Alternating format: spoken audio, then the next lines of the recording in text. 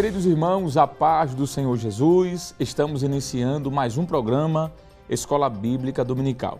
Sejam muito bem-vindos.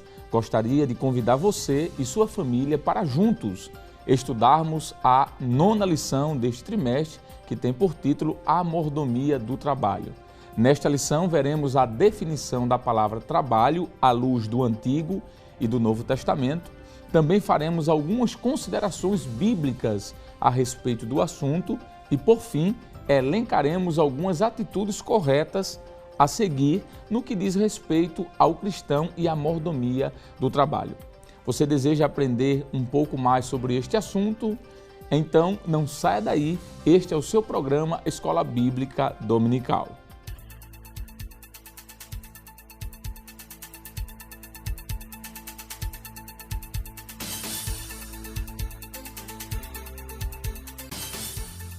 O texto áureo nos diz: porque quando ainda estávamos convosco, vos mandamos isto, que, se alguém não quiser trabalhar, não coma também. 2 Tessalonicenses, capítulo 3, versículo 10.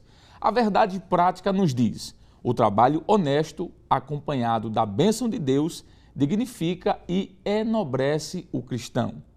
O objetivo geral da nossa lição é esclarecer que o trabalho honesto dignifica e enobrece o cristão.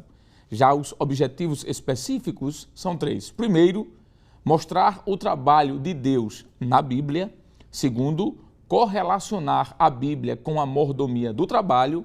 E terceiro e último, elencar os princípios cristãos para o trabalho. A leitura bíblica em classe para a lição de hoje está escrita em 2 Tessalonicenses, capítulo 3, versos do 6 ao 13. Acompanhe conosco. Mandamo-vos, porém, irmãos, em nome de nosso Senhor Jesus Cristo, que vos aparteis de todo irmão que andar desordenadamente, e não segundo a tradição que de nós recebeu.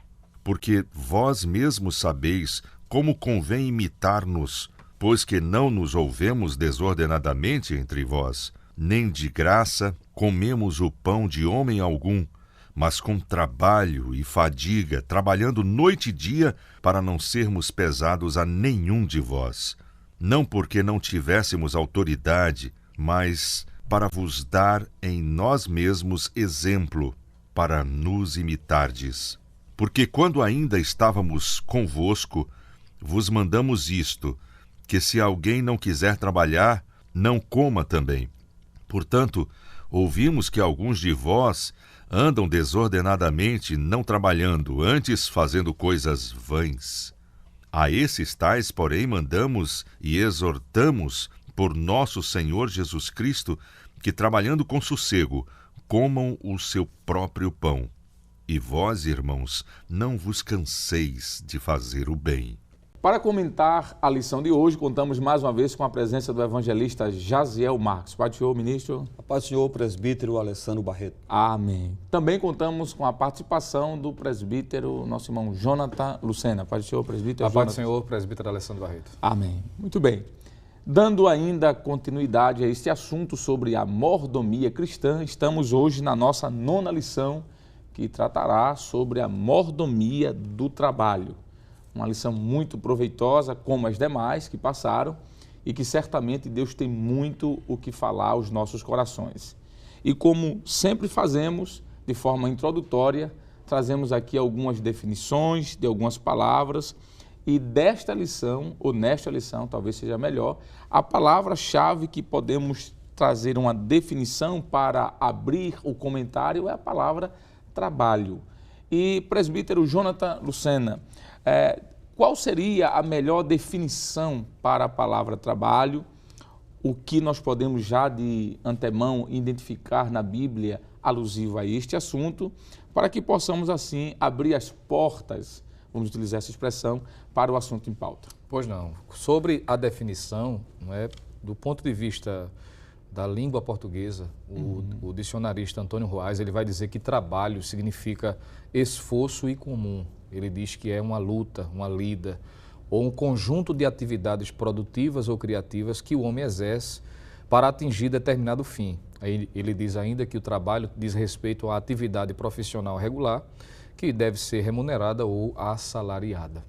Quando nós olhamos para a Bíblia, no entanto, nós vamos perceber de que a Bíblia usa várias palavras e todas estas são traduzidas por trabalho. Isso tanto no Antigo como no Novo Testamento. Existem várias palavras, não é apenas um termo, mas existem vários. Mas um dos mais comuns, se o senhor me permite restringir, até para a gente ser bem objetivo, uma das principais palavras que aparece no Antigo Testamento e é traduzida respectivamente por trabalho é a palavra hebraica ou o substantivo hebraico maaser, que aparece aproximadamente 235 vezes só no Antigo Testamento, visto que é uma palavra, um termo hebraico, não é?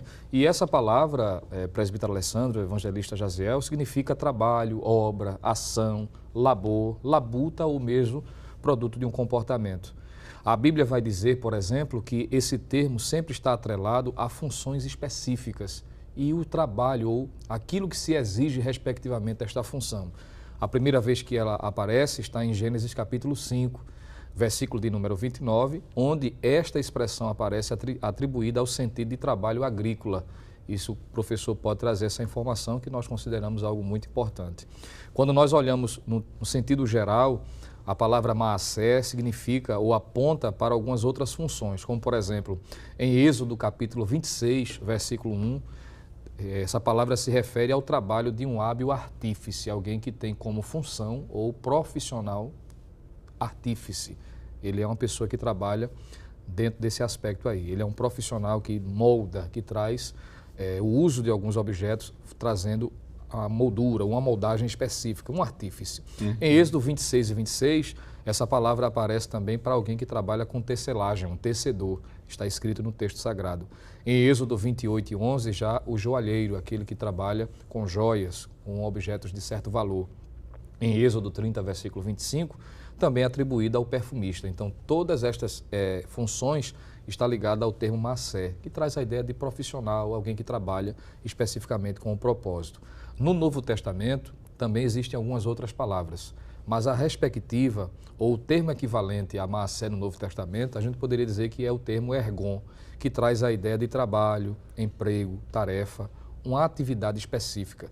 Esse termo pode ser visto em Marcos 13, versículo 34, João capítulo 4, versículo 34 também, como também Filipenses capítulo 2, versículo de número 30. E é exatamente desse termo grego ergon, de onde vem o termo ergates, que traz a ideia de um operário, um trabalhador, seja do campo, Mateus capítulo 9, versículo 37 e 38, um ceifeiro especificamente, Mateus capítulo 20, versículos 1, 2 e 8, trazendo a ideia de um trabalhador operário no sentido geral, conforme Mateus capítulo 10, versículo 10, e Lucas capítulo 10, versículo de número 7. Então, trazendo essa definição rápida e objetiva, eu acredito que é de muita importância o professor introduzir esse assunto, já que, como geralmente o senhor diz, e a gente sempre ouve aqui no programa, que a palavra-chave é a palavra trabalho desta lição. Muito bem. E, evangelista Jaziel, aí sim nós podemos falar agora sobre o trabalho à luz das Escrituras.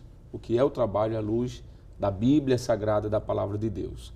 Existem alguns conceitos equivocados no seio de algumas pessoas, no seio intelectual de algumas pessoas, ao ponto de chegarem absurdamente a afirmarem de que o trabalho ele surge na história da raça humana como uma punição divina, como um castigo divino. E quando olhamos para o texto sagrado, não é muito bem isso que aparece, não é? E Gênesis capítulo 2, versículo 15, a gente vai ver, por exemplo, o Senhor Deus tomou o homem e o pôs no jardim do Éden para o lavrar e guardar, ou seja, Deus colocou o homem no jardim para trabalhar. Deus não colocou o homem para viver uma vida de ociosidade, passar o tempo sem nada fazer. E para dar uma resposta a isso, o que é que a gente pode falar sobre a presença do trabalho antes da queda, mostrando que o trabalho não é uma maldição, como alguns dizem? Muito bem. É interessante, presbítero Alessandro e irmão Jonatas, que a Bíblia começa falando de trabalho. Né? Exatamente. E o primeiro exemplo é o próprio Deus. Né? A Bíblia vai nos mostrar que os 6 primeiros dias foram de trabalho. Né? Deus Perfeito. criou os céus, criou a terra, criou o universo, criou o homem, formou a mulher também, criou a mulher. Então, o próprio Deus nos dando o exemplo aí de trabalho. E diz a Bíblia Sagrada, o senhor já citou, e eu queria mais uma vez me reportar esse texto de Gênesis 2:15, né, porque, como o senhor disse, tem pessoas que atribuem o pecado como sendo um julgamento de Deus, como sendo uma maldição. E nós queremos aqui, de início, dizer que trabalho é uma bênção de Deus, e não uma maldição, né? Gênesis 2:15, que o senhor leu, diz: e tomou o Senhor Deus o homem e o pôs no jardim do Éden, para o lavrar e o guardar. Aqui tem duas atividades que Deus atribuiu para Adão. Primeiro, guardar, diz a Bíblia Sagrada, lavrar, né? E guardar. Então, ele tinha muito o que fazer. O que nós podemos entender é que antes da queda, o trabalho ali ele era menos desgastante, né? Era algo mais agradável, né? Não tinha tanto sofrimento, não era tão penoso, porque o que a Bíblia vai nos mostrar em Gênesis capítulo 3 e o versículo 18, né? Eu quero que você acompanhe aí na sua Bíblia, diz assim a palavra do Senhor: espinhos e cardos também te produzirá, e comerás a erva do campo. Do suor do teu rosto comerás o teu pão, até que te tornes a terra, porque dela fostes tomado, porquanto és pó, e em pó te tornarás. Deus está dizendo aqui no versículo de número 19 que o homem agora, ele iria comer do suor do seu rosto. O texto de Gênesis 2:15, que foi antes da queda, ele já trabalhava. Só que após a queda, o seu trabalho seria mais dificultoso, seria mais desgastante. Ele ia agora comer do suor do seu rosto, a terra ia, que era mais fácil antes, agora ia prejudicar, né? Ia trazer, diz a Bíblia, ia nascer espinhos, né? Cardos, então ia ficar mais difícil. Então, é bom que se afirme, né, que trabalho é uma bênção de Deus. Eu quero concluir essa fala, presbítero Alessandro, com o texto de Eclesiastes, no capítulo 2, né, eu volto a dizer o que já afirmei, né, que trabalho é uma bênção de Deus, né? Como é bom poder trabalhar. Eclesiastes, capítulo 2, veja o que diz o sábio Salomão.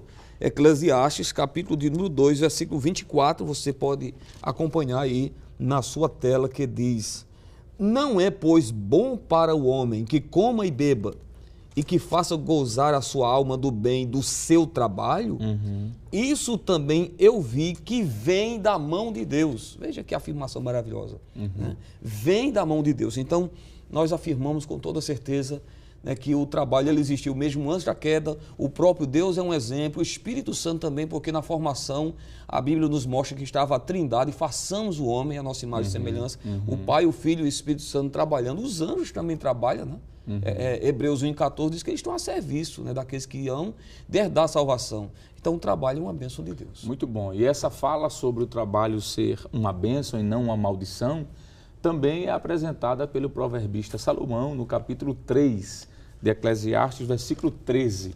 O texto diz assim: e também que todo homem coma e beba, e diz assim, e goze do bem de todo o seu trabalho. Aí diz o texto: isto é um dom de Deus, isto é um presente de Deus. Então o trabalho não é maldição, como alguns falam.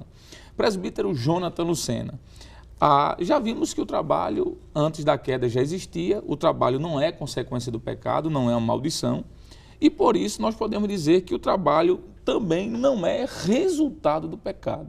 O homem não passou a trabalhar porque caiu, mas antes do pecado ele já trabalhava. O que é que a gente pode trazer ainda mais sobre este assunto para o nosso telespectador? Pois não, repetindo a referência de Gênesis 2:15, que já foi lida, quando diz que Adão foi colocado para lavrar. É interessante destacar que lavrar é a tradução do termo hebraico abade, que traz a ideia de labutar, traz a ideia de trabalho, servir a outro por meio de um ofício. Então veja que já está aí implícito o trabalho, a ideia de trabalho está revelada aqui. A questão é que após o pecado, esse trabalho deixa de só ser a questão de prazer ou prazerosa, para ser atribuído a ele, ou adicionado a ele, melhor dizendo, algumas dificuldades que o evangelista Jaziel já trouxe aqui. Já que o próprio texto de Gênesis 3:17, quando Deus pronuncia, respectivamente, palavras de castigo, vamos dizer, tanto para a mulher como para a serpente, também para Adão, ele vai dizer de que a maldição sobre a terra foi derramada e não sobre o trabalho necessariamente. Exato. É bom que o professor leia isso em sala de aula. Gênesis 3,17. E a Adão disse, porquanto destes ouvidos à voz de tua mulher, e comeste da árvore de que te ordenei, dizendo, não comerás dela, maldita é a terra por causa de ti, com dor comerás dela todos os dias da tua vida. Então veja que a palavra de maldição foi trazida em relação à terra, não ao trabalho necessariamente. Agora, claro, como já foi dito, o trabalho está associado a questões de fadigas, de cansaço, de exaustão. Isso tem a ver, o próprio termo trabalho diz respeito a isso. Tanto é que geralmente quando as pessoas chegam à sexta-feira, né, e dão um suspiro, que olham para o calendário e dizem assim, olha que benção, chegou sexta-feira. Porque dá a ideia de descanso, claro, aqueles que trabalham até a sexta, obviamente. Mas dificilmente alguém, quando começa na segunda-feira, assim, chegou segunda-feira, que bom. Porque o trabalho exige daquela pessoa, né? No sentido de desgaste, a questão física. A própria palavra de Deus vai dizer, no Salmo de número 128, verso de número 2, mostrando que o trabalho é uma bênção de Deus e é necessário para a subsistência humana. O Salmo 128, verso 2 diz, pois comerás do trabalho das tuas mãos, feliz serás e te irá bem. Então veja que a satisfação do homem está ligado ao trabalho. Feliz serás. Então veja que não tem nada a ver com o pecado. De modo que é importante que se destaque isso em sala de aula. O trabalho veio antes da queda e não pode ser considerado como algo resultado do pecado. Muito bom. E falando sobre essa alegria em trabalhar, Salomão ainda em Provérbios 14, 23 nos diz que em todo o trabalho há proveito. Há uma versão que diz há regozijo, a alegria. E quando o senhor falou da questão do trabalho, já estamos concluindo esse primeiro momento do programa, mas acho que dá tempo a gente falar sobre isso, que o trabalho fala de fadiga, faz nos lembrar o texto de Gênesis 5, 29. Eu acho que o senhor apenas citou, mas não chegou a ler, diz assim, e chamou o seu nome Noé, versículo 28, e viveu Lameque 182 anos e gerou um filho. Aí versículo 29 diz, e chamou o seu nome Noé, dizendo, este nos consolará acerca das nossas obras e do nosso trabalho, o trabalho de nossas mãos, por causa da terra que o Senhor amaldiçoou. Então veja que o texto fala muito bem das fadigas, dos trabalhos, da canseira. Então trabalhar realmente provoca ou promove esse cansaço, mas isso não tem nada a ver com o pecado, nem com a condenação. O assunto está muito bom, mas o tempo já está nos pedindo prudência, a exiguidade já nos pede para parar. Nós vamos daqui a pouco retornar no segundo bloco do programa, dando continuidade a esse assunto. Não sai daí, já já nós voltamos.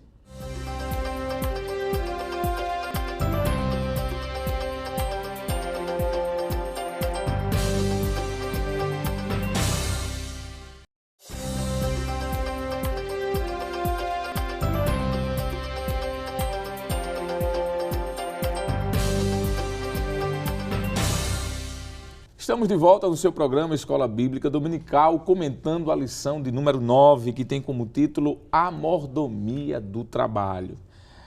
No bloco passado nós vimos a definição dessa palavra, aprendemos que o próprio Deus já começa a revelação mostrando que Ele é um grande trabalhador, trabalhou e trabalhou muito. Durante 6 dias fez uma grande obra. Aprendemos de que o trabalho não é uma maldição, pelo contrário, é uma bênção, porque antes da queda Deus já havia dado trabalho ao homem no jardim para cuidar, manter, zelar e aí por diante. E vimos também que o trabalho não é resultado do pecado, não é? O resultado do pecado é a maldição, é fora da presença de Deus, a separação, como o apóstolo Paulo disse, não o trabalho. É óbvio que por conta da queda algumas consequências passaram a existir entre o homem e a criação. Mas, evangelista Jaziel, o senhor disse uma palavra que vai nos reportar a voltar à ideia. O senhor disse que Deus trabalha, Jesus trabalhou, o Espírito Santo trabalha. Então, a partir disso, eu posso dizer que o homem, quando trabalha, ele está, de certa forma, imitando o Criador. E o que é que a gente pode ainda acrescentar sobre esta imitação, quando nós fazemos o nosso trabalho diário, imitando o Deus que nos criou? Muito bem. Há um texto que eu quero ler para Alessandro Barreto, em João capítulo 5, né? Versículo 17, quando o Senhor Jesus ele faz uma bela declaração Quando ele diz assim, e Jesus lhes respondeu, meu Pai trabalha. Ele está dizendo que Deus trabalha. E a gente já falou aqui que ele trabalhou na criação. Isaías 64:4 diz, né? Que Deus trabalha por aquele que nele espera. E Jesus está dizendo, meu Pai trabalha até agora e eu trabalho também. Então observe, o próprio Deus, ele trabalha, Jesus trabalha, como já falamos, o Espírito Santo também, porque na criação ele estava lá, né? Gênesis 1:26. O texto de Hebreus 1:14 diz que os anjos estão a serviço daqueles que hão de herdar a salvação. Os anjos também trabalham, eles não ficam lá no céu só dizendo santo, santo, santo. Eles adoram, exaltam a Deus, mas também eles estão servindo, eles estão dando proteção, livramento, né, aos crentes. Então, quando o homem trabalha, ele está imitando o seu Criador. Não há dúvida disso, né, de que estamos imitando a Deus, né, porque, como já foi dito aqui, Deus fez Adão e colocou no jardim para trabalhar. Para trabalhar. E se a gente observar na sequência da história, né, todos aqueles que foram nascendo também foram se engajando no trabalho. Né? Abel e Caim, por exemplo, o Caim e Abel, ambos trabalhavam. Né? Certamente Adão ensinou Caim a lavrar a terra, porque a Bíblia diz que ele era lavrador, ele lavrava a terra, cuidava da terra. Enquanto Abel, ele era pastor, né, de ovelhas. Então, veja que desde o início, né, os homens trabalhavam, o senhor citou aqui Lameque também, e outros, né, que viveram do trabalho e que a nós também cabe essa responsabilidade também de trabalhar. Então, é interessante que Deus trabalha, né? Jesus trabalhou e muito. É interessante que é um texto de Marcos 13:55 e também Marcos 6:3, só apenas citando, nos mostra que Jesus, antes de dar início ao seu ministério aqui na terra, ele trabalhava ajudando seu pai, né, na carpintaria. Né? José era carpinteiro, né, diz a Bíblia Sagrada.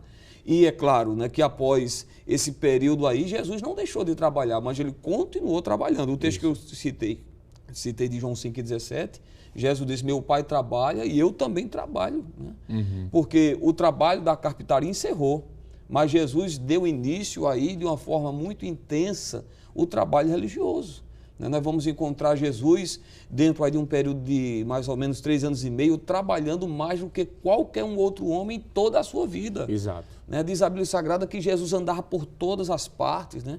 Mateus 4:23 nos mostra, né, pregando, libertando os oprimidos, fazendo longas viagens. Então, é interessante nós ressaltarmos isso, né? Que quando estamos trabalhando, estamos imitando o Criador. E só para encerrar aqui, eu quero citar, ou digo, ler um texto que está em Jeremias 29, e o versículo de número 5, que nos diz, edificai casas e habitai-as, plantai jardim e comei o seu fruto. Ora, aquele que trabalha, ele vê a recompensa. Né? Aquele que trabalha, ele tem uma recompensa. Até Jesus, né, quando se ofereceu como sacrifício, o profeta Isaías, ele profetizou no capítulo 53, pois verá o fruto, né? Vamos ler esse texto rapidamente, né, porque esse texto aponta para Jesus aquilo que ele ia fazer no Calvário e queria ficar satisfeito, né, com aquilo. Isaías capítulo 53 é um texto profético, né, aplicando aqui com o que está relacionado sobre o Senhor Jesus.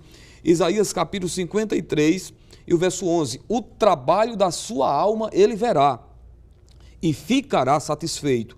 Com o seu conhecimento, o meu servo, o justo, justificará muitos, porque as iniquidades deles levará sobre si. Então, até mesmo falando sobre aquilo que Jesus fez no Calvário, diz o texto, né, Isaías profetizando, né, que ele ficaria satisfeito. E Jeremias está dizendo, né, que aquele que edifica casa, que habita, né, planta jardim ou jardins, ele vai comer do fruto, né, ele vai colher disso. Né? E o próprio Deus, ele tem prazer em recompensar aqueles que trabalham para ele, tanto que vai chegar um dia que aquilo que nós fizemos para o Senhor Jesus será recompensado. Então vale a pena imitar e trabalhar, né, seja no secular ou até mesmo, né, como alguns que Deus confiou, né, como pastores, ministros, aqueles que trabalham na obra do Senhor, estão também exercendo, né, dignamente o seu trabalho. Muito bem. Presbítero Jonathan Lucena, aqui a gente vai entrar agora em uma outra área alusiva à mordomia do trabalho, que é o trabalho como sendo algo que dignifica o ser humano.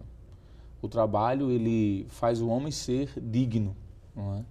aquele que procura viver uma vida de ociosidade provocada, desejada, não evitada, porque há pessoas que não trabalham, a gente vai ver isso aqui, mas porque as portas estão fechadas.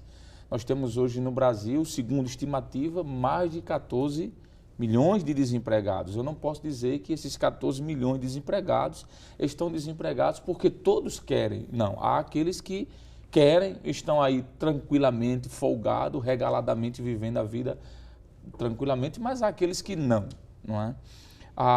E quando eu digo que o trabalho dignifica o homem, eu queria que o senhor comentasse sobre isso, mas antes eu quero ler um texto que está em Provérbios 22 e 29, que diz assim: viste um homem diligente em sua obra, em seu trabalho? Aí ele continua o texto: perante reis, este homem será posto, será colocado. Não será posto perante os de baixa sorte. O que é que Salomão está querendo aqui dizer? Salomão está dizendo que aqueles que são diligentes em seu trabalho, que são dedicados, aqueles que gostam de trabalhar e que se empenham em trabalhar, estes serão honrados. Porque o texto diz, perante reis, este será colocado. Aí ele diz, mas aqueles que não fazem isso serão colocados perante os de baixa sorte. Baixa sorte aqui certamente são aquelas pessoas que vivem ociosamente falando. O que é que o senhor pode nos falar sobre o trabalho dignificando o ser do homem, o homem como pessoa? Pois não. O senhor, partindo desse texto que o senhor leu, isso mostra já o quanto os hebreus haviam entendido a importância do trabalho e dentro da sua fala, o quanto o trabalho dignifica o trabalhador de que trabalha de forma genuína, de forma legítima.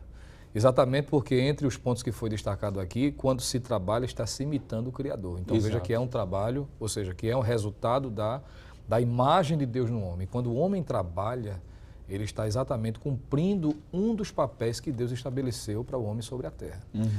Dentro da realidade dos hebreus, principalmente, eles trabalhavam e respeitavam o trabalho manual de tal forma que eles se destacavam contrários até mesmo aos gregos e aos romanos, que geralmente terceirizavam o trabalho. Você vai perceber que, historicamente, os gregos e os romanos geralmente usavam escravos para fazer o trabalho que lhe competia, porque eles não valorizavam tanto o trabalho manual. Já os hebreus não. Eles sempre tiveram essa inclinação. Tanto é que, se lermos também Provérbios 13 e 11, o proverbista vai destacar, por exemplo, respeitando o trabalho manual, de que quem ajunta pelo trabalho, literalmente, a expressão significa pelas mãos, terá aumento de riqueza. A fala de Salomão diz respeito à questão de a pessoa enriquecer proveniente do trabalho legítimo e genuíno. E ele diz por meio do trabalho manual. Dentro da tradição judaica, presbítero Alessandro, haviam frases ou provérbios que eram comum entre eles falarem, principalmente o pai para o filho, já para inculcar na cabeça deles da importância de trabalhar. Por exemplo, encontra-se em algumas tradições judaicas, por exemplo, a expressão: aquele que não ensina a seu filho um ofício é como se o guiasse para o roubo. Veja que ele está destacando a importância de trabalhar. Sim. Havia outra fala muito conhecida entre eles que era: o trabalho deve ser grandemente premiado. E isso fazendo jus àquele texto que o senhor acabou de ler, Provérbios 22, 29. Pois ele exalta o trabalhador e o sustenta. É bom lembrar de que no próprio Novo Testamento, o princípio de dignidade do trabalho é ressaltada pelo próprio Cristo. Em Lucas 10 e 7, Jesus vai dizer que digno é o trabalhador do seu salário. Veja, isso. Digno é o trabalhador do seu salário. Veja que a dignidade está relacionada ao trabalhar. O próprio apóstolo Paulo, fazendo jus ao texto básico para esta lição, ele vai trazer, diga essa palavra de conscientização, quando escreve a sua segunda carta aos Tessalonicenses, falando àqueles crentes, porque parece que lá tinha um sério problema que Paulo teve que combater, que era exatamente a ociosidade. Pessoas que não queriam desenvolver o trabalho, o exercício braçal, de poder se sustentar. E ele vai dizer, por exemplo, e estabelecer dentro dessa realidade uma lei econômica importantíssima, quando ele vai dizer em 2 aos Tessalonicenses 3 e 10, se alguém não quer trabalhar, também não coma. Então veja que Paulo está destacando a importância do trabalho. Agora, claro, quando Paulo diz que se alguém não quer trabalhar, também não coma, aproveitando o que o senhor pontuou a princípio, não tem nada a ver aqui com alguém que está sem condição de trabalhar e precisa da assistência de outro. Não tem nada a ver com isso aqui. Porque alguém pode dizer assim, então quer dizer que o irmão que não está trabalhando porque ele falta oportunidade não é digno? Não é isso. Paulo está falando de alguém que, podendo trabalhar, tendo oportunidade, não está fazendo. É o que estava acontecendo dentro daquela igreja. Ou seja, as pessoas que lhe faltam oportunidade para trabalhar não entram dentro desse princípio aqui. O que Paulo está trabalhando, está trazendo a lembrança, é que aquelas pessoas precisavam trabalhar, sim, e não depender de outras necessariamente, por sua ociosidade. Para não ser pesado, é o que a gente vai ver mais adiante. Mas finalizo essa minha fala dizendo que 2 extremos devem ser evitados, e é bom que o professor trate isso em sala de aula também. Se o senhor me permite, a Bíblia diz que o homem precisa trabalhar. Isso dignifica o ser humano, isso faz parte do projeto de Deus para a sua vida. Agora, o homem não pode viver só em função do trabalho, porque o trabalho não é o fim último de sua vida. É um elemento dentro do projeto de Deus para a sua existência. Mas o centro da sua vida tem que ser sempre Deus. O trabalho deve ser resultado dessa comunhão. E poderíamos aqui citar o Salmo 127, versos de 1 a 2, para corroborar esse pensamento, mostrando que o trabalho não pode se tornar um fim em si mesmo. Aquelas pessoas que querem a fina força ou sempre, de forma demasiada, dedicar-se só ao trabalho, esquecendo outras áreas, mas acredito que será falado em outro momento desse programa. Muito bem. Fez-me lembrar de outro texto de Salomão, no capítulo número 16, verso 26, ele diz assim: o trabalhador trabalha para si mesmo, porque a sua boca o incita. O que é que Salomão quer dizer aqui? Que nós trabalhamos porque nós temos necessidades. Quando diz que a sua boca o incita, está falando do alimento. Ele quer dizer que o trabalhador trabalha porque precisa alimentar a sua família, precisa alimentar a si próprio. Agora, eu achei muito pertinente essa sua fala, presbítero Jonathan, quando o senhor disse que o trabalho não pode ser o fim último da vida de alguém. Há pessoas que entram em extremos, evangelista Jaziel. Existem aqueles ociosos, que são chamados de preguiçosos. Nós vamos falar sobre isso daqui a pouco, porque o preguiçoso na Bíblia, ele tem muitos conselhos para que ele mude de vida, não é? Mas, em detrimento desse preguiçoso que não quer trabalhar e não trabalha porque não quer, existem aqueles que trabalham demais, ao ponto de ferir a mordomia, por exemplo, da família, não ter tempo para a família, ferir a mordomia da adoração, não ter tempo de ir mais à igreja, ferir a mordomia do próprio corpo, não ter tempo para descansar. Tem pessoas que trabalham quase 20 horas por dia, 16, 17, 18 horas, porque querem trabalhar e esquecem que existe a mordomia do corpo, existe a mordomia da família, a mordomia da adoração, existe a mordomia de si próprio, do tempo, como nós estudamos semana passada. Então devemos ter cuidado, não é, evangelista? Porque sabemos que o trabalho dignifica o homem, mas não é o fim último. Vou pegar aqui gancho na palavra do presbítero Lucena. Claro que nós vamos comentar um pouco mais no próximo bloco, mas há um texto que nos chama muita atenção quando Paulo escreve sua carta aos Coríntios, no capítulo de número 9, versículos 6 em diante, onde ele vai falar sobre essa dignidade do trabalho. E o senhor disse algo lá atrás sobre a vida dos obreiros, não é? Porque alguém pode entender de que o obreiro não é um trabalho, viver da obra. E desde o Antigo Testamento nós vemos que os levitas trabalhavam.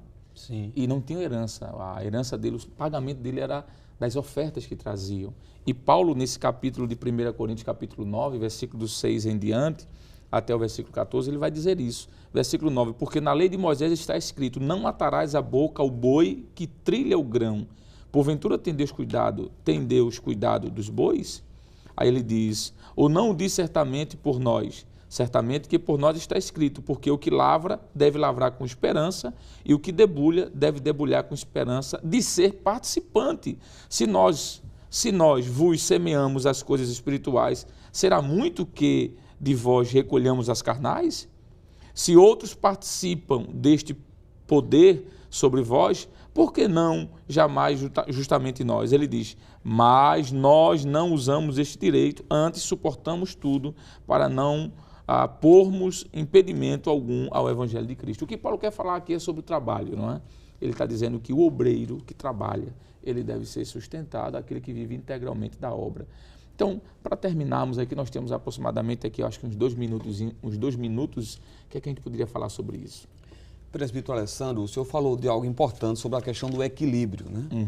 E eu queria, corroborando aqui com a sua fala, ler um texto, né? Porque infelizmente tem pessoas que têm os dois extremos, né? Tem aqueles que não querem trabalhar, tem aqueles que realmente vivem uma vida de ociosidade, mas também tem aqueles que realmente trabalham demais. Né? Sacrificando a si mesmo, a família, enfim. O Salmo 127, verso 2, diz assim: inútil vos será levantar de madrugada, repousar tarde, comer o pão de dores, pois assim dá ele aos seus amados o sono.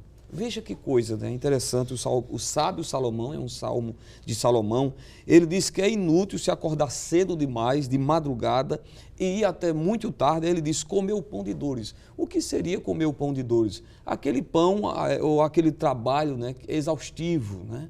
Onde muitas pessoas, como o senhor disse, terminam se sacrificando e sacrificando a si mesmo e até a sua família, né? Então tem que ter esse equilíbrio. Há um tempo para todo propósito debaixo do céu, né? Muito bem, nós vamos terminar por aqui esse bloco, mas já voltamos para o seu programa Escola Bíblica Dominical.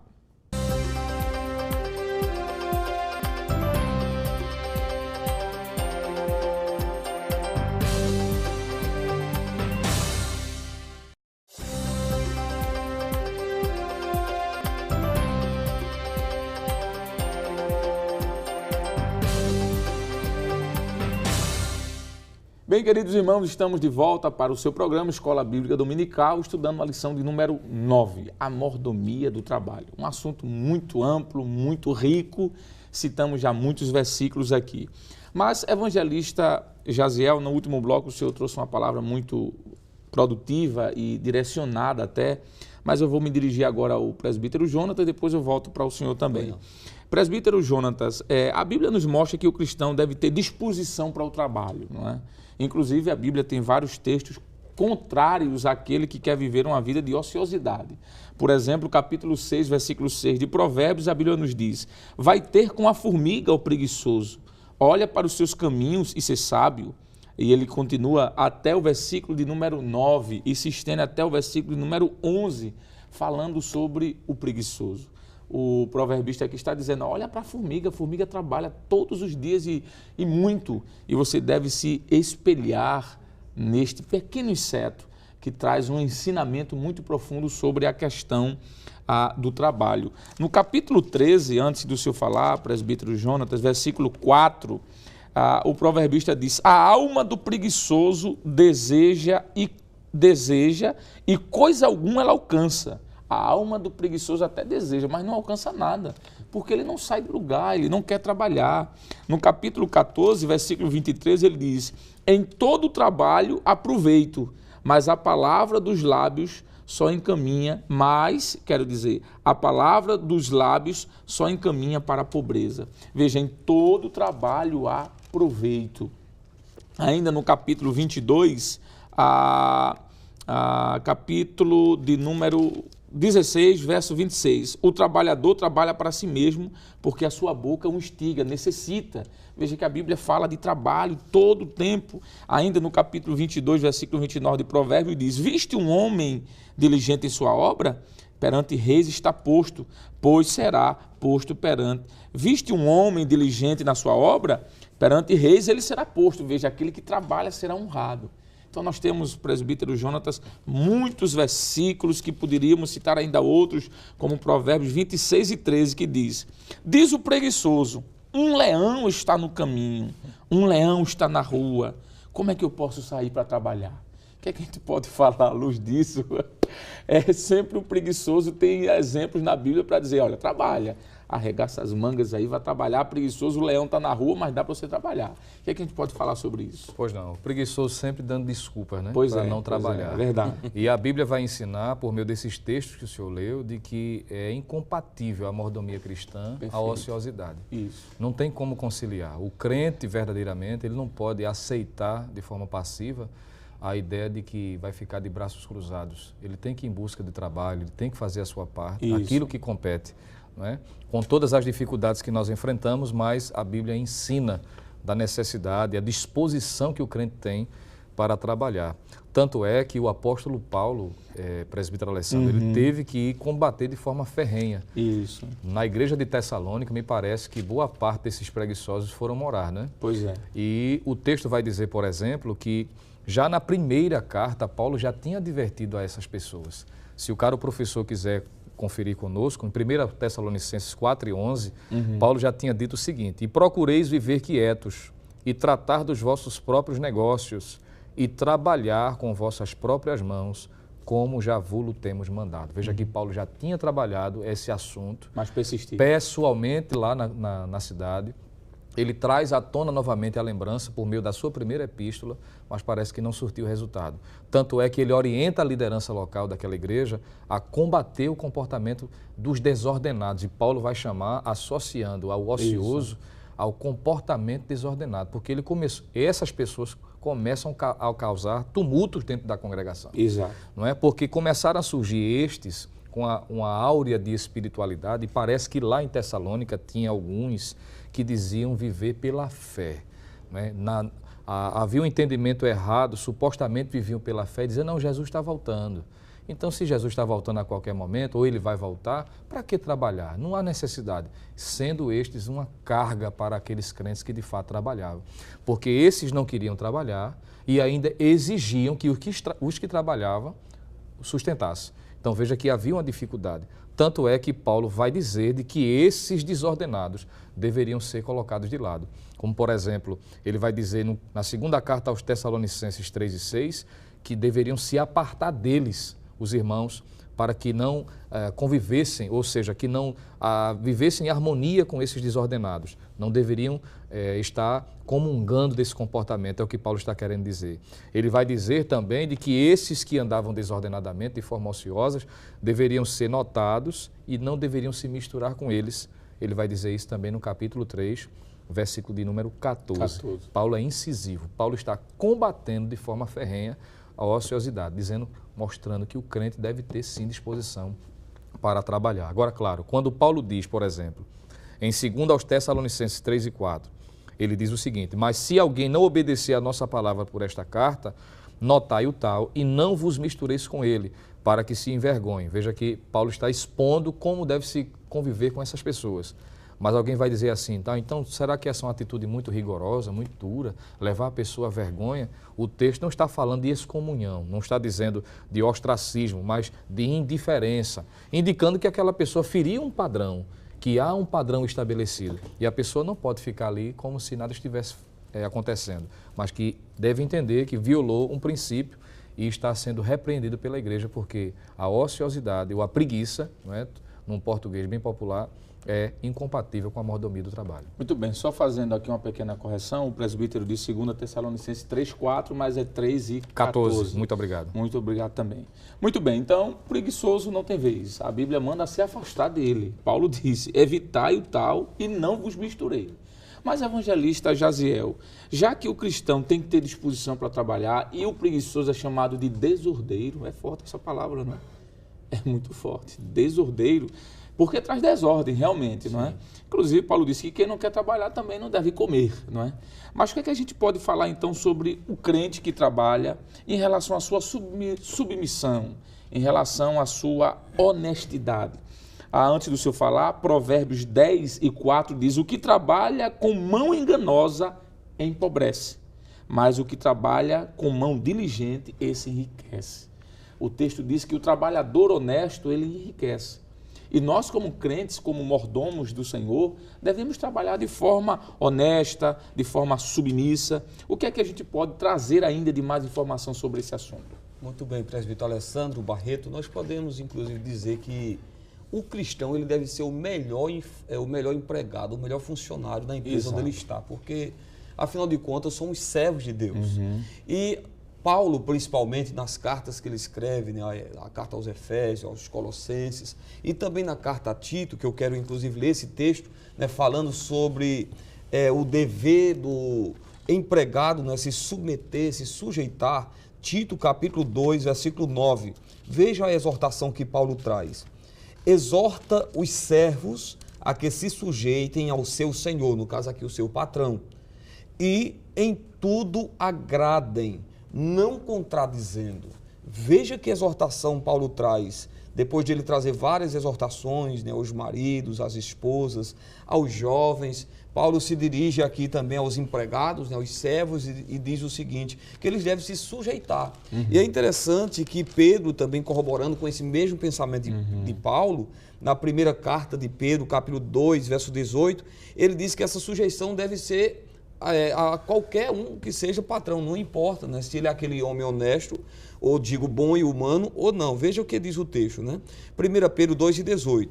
Vós, servos, sujeitai-vos com todo o temor ao Senhor, não somente ao bom e humano, mas também ao mal, porque é coisa agradável que alguém, por causa da sua consciência para com Deus, sofra agravos padecendo injustamente. Então, o primeiro princípio que nós queremos destacar aqui rapidamente é que o empregado, ele deve ser submisso, ele deve se sujeitar às orientações. É claro que ele não vai se sujeitar a fazer aquilo que contraria a sua fé, porque um outro princípio também é a questão da honestidade. Ele deve fazer aquilo que é honesto.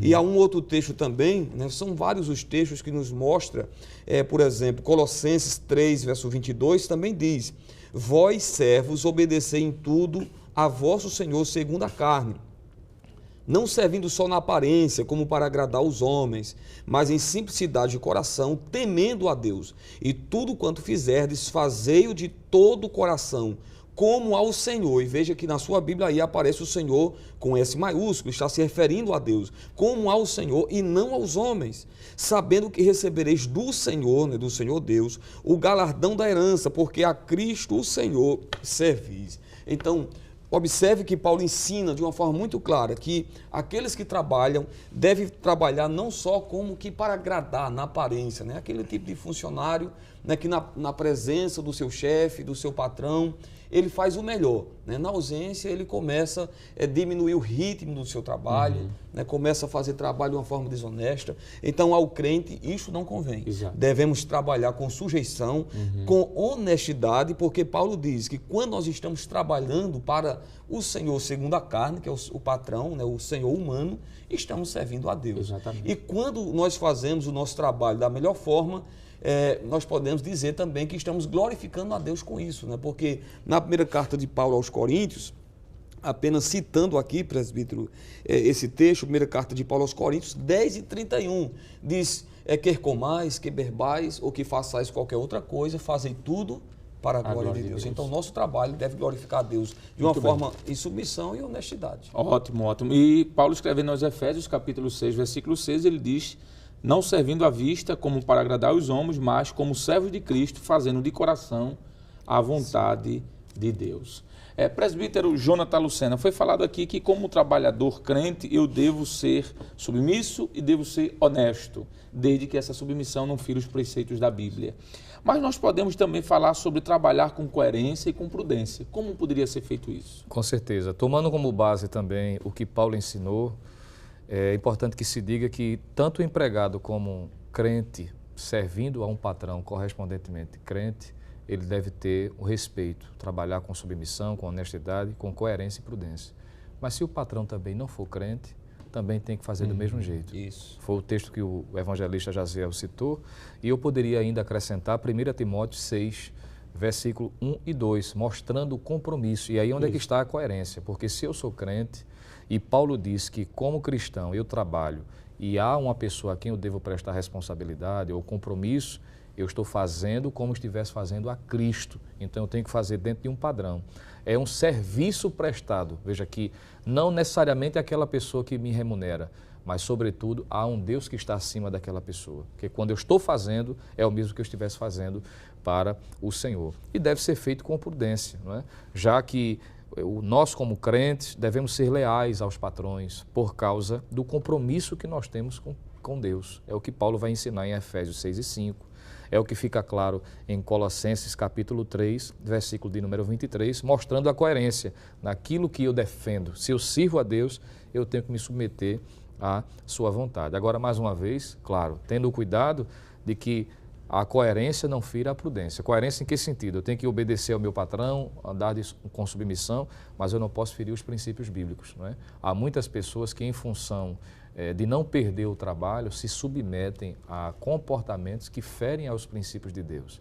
Mentem, enganam, usam de má fé, e isso é reprovável à luz das Escrituras. Isso pode ser visto em Deuteronômio capítulo 23, versículo 18, e também Lucas 19, versículo de número 8, é o que poderíamos dizer a respeito desse assunto. Tem dois textos aqui que eu gostaria de ler, que é Efésios capítulo 4, versículo 28, que o apóstolo Paulo nos diz: quem furtava, não furte mais. Em vez disso, trabalhe arduamente. Veja o que é que ele diz, arduamente, quer dizer, fazendo com as mãos um bom trabalho. Não é só trabalhar, mas é fazer um trabalho honesto. O presbítero Jonas citou 1 Timóteo 6, 1. Todos os servos que estão debaixo do jugo estimem a seus senhores por digno de toda honra, para que o nome de Deus e a doutrina não sejam blasfemados. Olha aí, pessoas que às vezes terminam blasfemando. E os que têm senhores crentes, não os desprezem por serem irmãos. Antes, os sirvam melhor, porque eles que participam do benefício são crentes e amados. Isto ensina e exorta. Nós já estamos terminando. Segundos, evangelista Jaziel, o cristão como patrão. Paulo nos diz em Colossenses: senhores, capítulo 4, versículo 1, tratai os servos com justiça, com equidade, certo de que também vós tendes um Senhor no céu. Um patrão deve ser justo. Com certeza, não sonegar o salário, né, pagar aquilo que é devido, não ameaçar, né, como diz Efésios 6 e 9, e ter o cuidado, né, de se lembrar que ele também tem um Senhor nos céus, o Deus Todo-Poderoso. Muito bem. Portanto, caro professor e amigo, aprendemos nesta lição que o cristão precisa exercer com excelência a sua mordomia do trabalho, entendendo que mais do que uma atividade pessoal é um serviço ao Senhor. Não esqueçamos disso. Bem, queridos e amados irmãos, depois de um momento tão maravilhoso como esse, em que nos debruçamos sobre a palavra de Deus, chegou o momento de agradecermos através de uma oração, e assim faremos com o presbítero Jonathan Lucena. Pois não, vamos orar. Querido Deus e amado Pai, no nome de Jesus, te louvamos por esta oportunidade feliz de juntos, Senhor, termos aprendido um pouco mais da Tua Santa Palavra, quanto à nossa responsabilidade, quanto à mordomia do trabalho, que dignifica o homem, Senhor, e reflete a imagem do Senhor nas nossas vidas. Continua abençoando ao Teu povo, a cada professor, cada aluno, cada dirigente de escola. Permanece abençoando os Teus servos e que este dia, Senhor, seja de bênção para o ensinamento e o aprendizado da Tua Palavra. Continua abençoando aqueles que porventura encontram-se desempregados, abrindo portas de emprego, Senhor, pois Tu sabes da responsabilidade e conheces o coração dos Teus servos. Estenda as Tuas mãos de bondade. Tudo isso nós estamos Te pedindo e também Te agradecemos por Tua fidelidade nas nossas vidas, em nome de Jesus. Amém. Amém. Chegamos ao final de mais um programa. Hoje estudamos a 9ª lição com o tema A Mordomia do Trabalho. Na próxima semana veremos a 10ª lição do trimestre com o título A Mordomia das Finanças. O programa Escola Bíblica Dominical vai ao ar na TV toda sexta e sábado às 22 horas e aos domingos às 7h30 da manhã, e também está disponível no nosso canal do YouTube, Rede Brasil Oficial. Obrigado por sua audiência e até o próximo programa, se Deus quiser. Que a graça do Senhor Jesus, o amor de Deus, nosso Pai, a comunhão e as consolações do Espírito Santo sejam com todos, agora e para sempre. Amém.